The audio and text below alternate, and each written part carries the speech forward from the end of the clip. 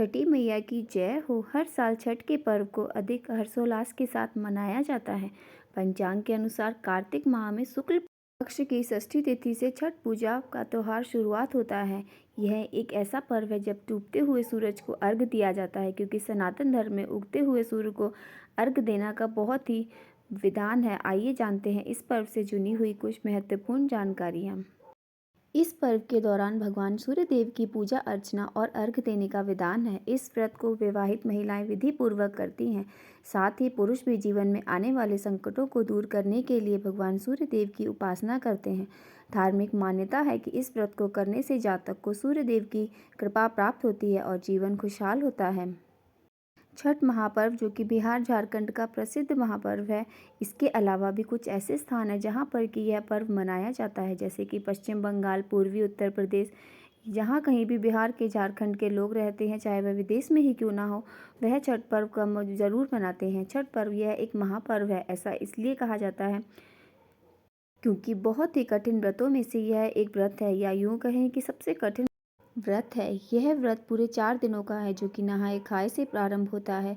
नहाए खाए मतलब छठ का पहला दिन। इस दिन घर की साफ सफाई करके एकदम शुद्धता के साथ सात्विक भोजन बनता है, जिसमें कद्दू की सब्जी बनती है। कद्दू मतलब घिया, और चने की दाल, यह दोनों चीज़ें मिलाकर सब्जी बनाई जाती है, और चावल बनता है। और नहाए खाए के दिन बाल धोकर शुद्ध और सात्विक छठ माता का और भगवान सूर्य देव का ध्यान करके कद्दू भात खाकर ही व्रत का प्रारंभ किया जाता है। फिर दूसरा दिन आता है, जिसे हम खरना कहते हैं।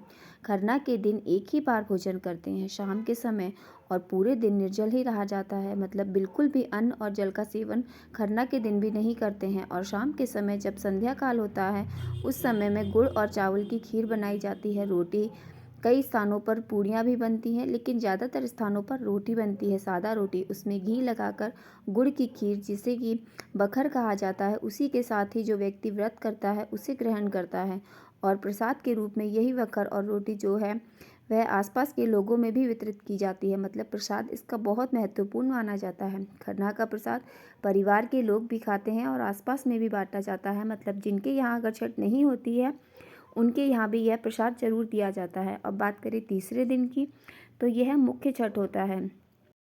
इस समय, शाम के समय, किसी भी नदी के किनारे, तालाब के किनारे जाकर भगवान सूर्य देव की पूजा करते हैं और भगवान सूर्य देव को अर्घ देते हैं। मतलब छठ महापर्व का तीसरा दिन वह होता है जिस समय हम शाम के समय संध्या अर्घ देकर भगवान सूर्य देव को देते हैं। और छठ महापर्व का अंतिम दिन होता है, मतलब चौथा दिन होता है, जिसमें कि हम सुबह के समय, मतलब ब्रह्म मुहूर्त में, फिर उसी नदी या फिर तालाब के किनारे जाते हैं और विधि विधान से छठी माँ की पूजा करते हैं।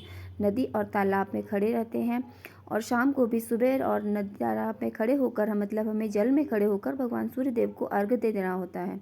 शाम के समय सूर्यास्त होने के समय सूर्य को अर्घ देते हैं, मतलब अस्ताचलगामी सूर्य को अर्घ दिया जाता है। और सुबह के समय उगते हुए सूर्य को, उदयकालीन सूर्य को अर्घ देते हैं।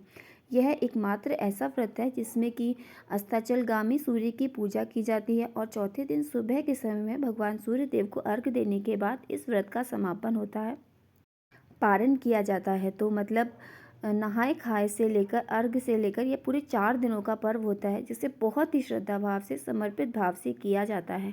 यह आस्था का महापर्व है। इसको ऐसा इसलिए कहा जाता है क्योंकि इस व्रत में कहीं पर भी किसी मंदिर में जाकर पूजा नहीं करते हैं। किसी भी खुले स्थान में जहाँ भी जल की व्यवस्था हो, वहीं सच्चे मन से छठी माता का ध्यान करके भगवान सूर्य देव की पूजा की जाती है।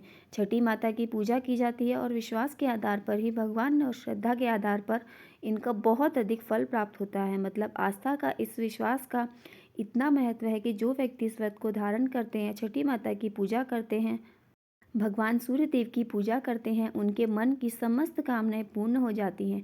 इस व्रत को धारण करने से सुख, समृद्धि, संतान, सौभाग्य, हर प्रकार की कामना पूर्ण हो जाती है।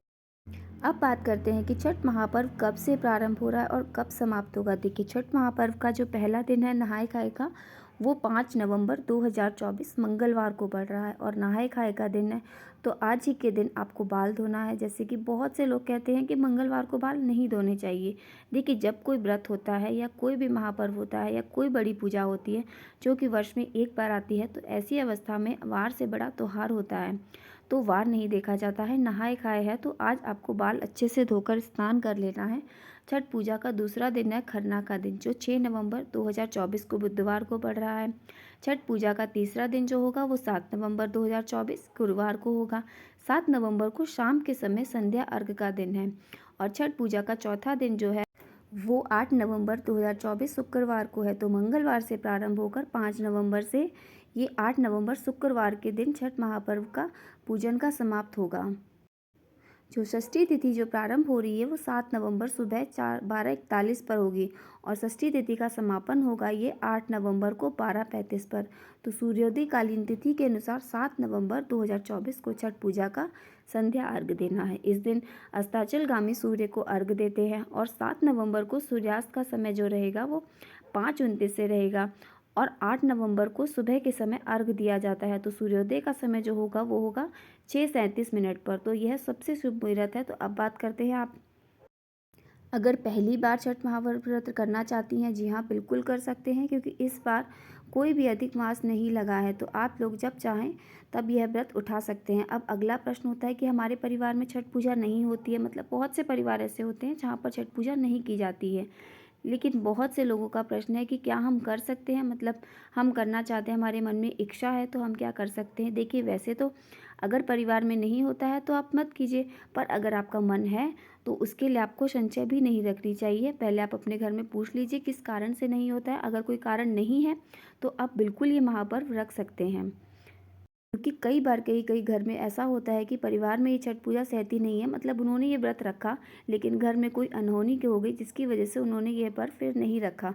अगर ऐसा कोई रीज़न नहीं है तो आप ये पर्व बिल्कुल रख सकते हैं, इसमें कोई भी परेशानी नहीं है। आप चाहे तो व्रत कर सकते हैं, लेकिन फिर भी आप अपने परिवार में एक बार ज़रूर पूछ लीजिए अपने घर के किसी भी बड़े बुजुर्ग से आपके घर में, तो वह आपको बता देंगे कि सही क्या है, आपको करना चाहिए या नहीं करना चाहिए। वैसे तो यह व्रत कहा जाता है कि मन्नत उठाकर लिया जाता है, मतलब किसी भी प्रकार की कोई कामना है तो यह व्रत शुरू कर सकते हैं। बहुत से लोग मन्नत पूरी होने के बाद भी इस व्रत को करते हैं। छठ पूजा का इतना अधिक असर है कि अब तो लोग अलग अलग राज्यों में भी छठ पूजा करने लगे हैं। जो लोग बिहार और झारखंड के नहीं हैं वो भी छठ पूजा करने लगे हैं। यह तो आस्था का विषय है, आपका विश्वास, आपकी श्रद्धा है, तो आप बिल्कुल कर सकते हैं। अच्छा, अब प्रश्न आता है कि आपके यहाँ जिनके यहाँ बेटा है वही ये व्रत करते हैं, जिनकी बेटियाँ हैं वो नहीं कर सकती हैं, या फिर जिनकी संतान नहीं है वो भी नहीं कर सकते हैं।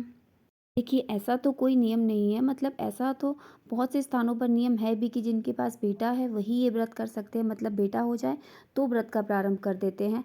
तो कई क्षेत्रों में ऐसा होता है कि वो अपनी बेटियों के लिए भी व्रत रखते हैं और कईयों में जिनकी संतान नहीं है वो संतान प्राप्ति के लिए भी ये व्रत रखते हैं। तो अलग अलग क्षेत्रों की अलग अलग मान्यताएं हैं। जैसे भी बेटा और बेटी में कोई अंतर नहीं है, लेकिन पुराने लोगों की मान्यता थी कि बेटा होगा तभी व्रत करना है। अब तो सभी अपने दोनों को बराबर मानते हैं। अगर आपका मन करता है तो आप अपनी इच्छा अनुसार रख सकते हैं।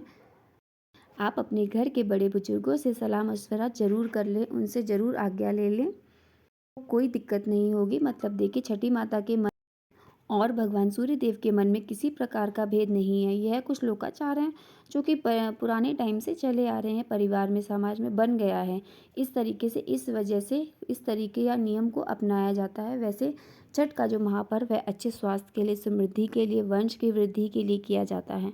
तो छठ महापर्व जो शुरू होगा वो 5 नवंबर को होगा और समाप्त 8 नवंबर को होगा। इन दिनों में इस महापर्व को छठ माता पूजा आराधना करते हैं, छठी माता में अपनी आस्था रखते हैं, विश्वास रखते हैं, भगवान सूर्य देव को अर्घ देते हैं। तो विश्वास कीजिए आपकी मनोकामना चाहे कुछ भी हो पूर्ण हो जाती है, इसमें कोई संशय नहीं है।